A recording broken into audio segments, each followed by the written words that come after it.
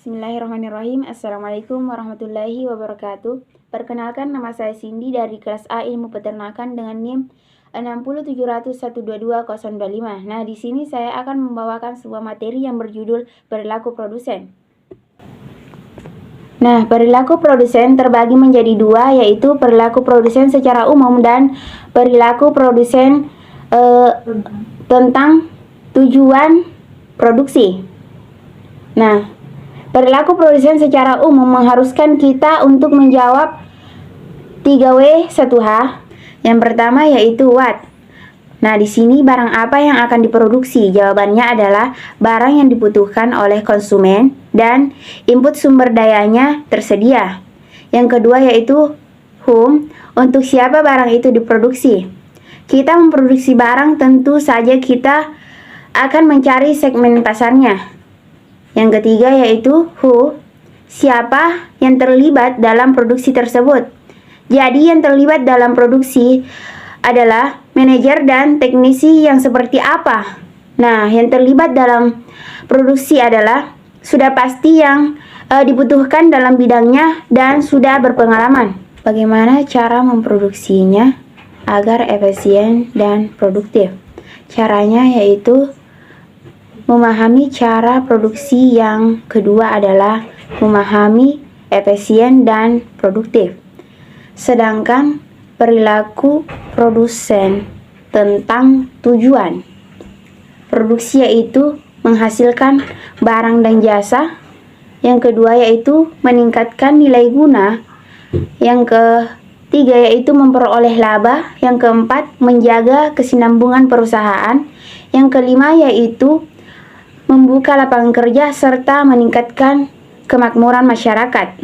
Adapun macam-macam produksi, yang pertama yaitu cara produksi ekstraktif.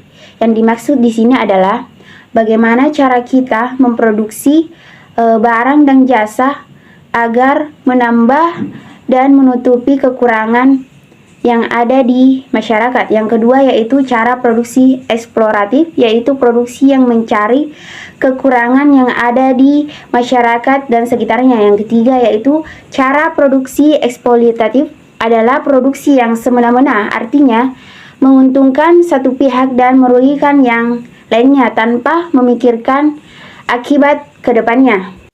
Cara yang keempat yaitu budidaya peternakan, yaitu mencakup input, proses, dan output.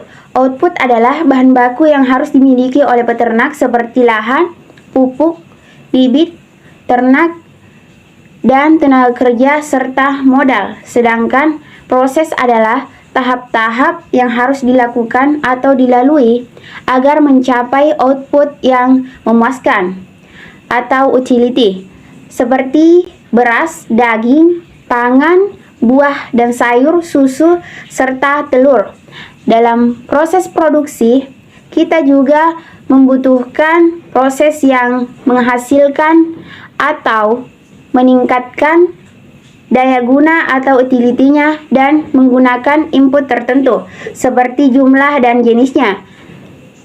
Yang kedua yaitu memperhatikan beberapa hal, yaitu produktif adalah hasil yang memuaskan. Yang kedua, orientasi, yaitu output, identifikasi melalui adanya kemungkinan untuk menambah output tanpa merubah input. Yang ketiga yaitu efisien, yaitu waktu yang singkat untuk menghasilkan barang dan jasa dalam waktu 1 jam kerja dalam jumlah yang banyak. Yang keempat yaitu orientasi biaya, adalah fokus perusahaan terhadap efisiensi di setiap lini dari nilai bisnis. Pertanyaannya adalah bagaimana cara memproduksinya secara efisien dan produktif? Adalah dengan mengetahui atau memahami pemilihan cara produksi. Yang pertama adalah memilih skala ekonomi dengan skala efisien, dan yang kedua yaitu skala produktif, yaitu memahami hukum produksi satu input variabel yang mencakup law of increasing returns atau hukum kenaikan hasil yang bertambah terjadi pada tahap produksi ke-1. The law of constant return, yaitu hukum kenaikan hasil yang tetap terjadi pada tahap produksi kedua. Yang ketiga yaitu the law of decreasing returns, yaitu hukum kenaikan hasil yang berkurang terjadi pada tahap produksi ketiga. Hukum produksi jangka pendek sama dengan skala tertentu.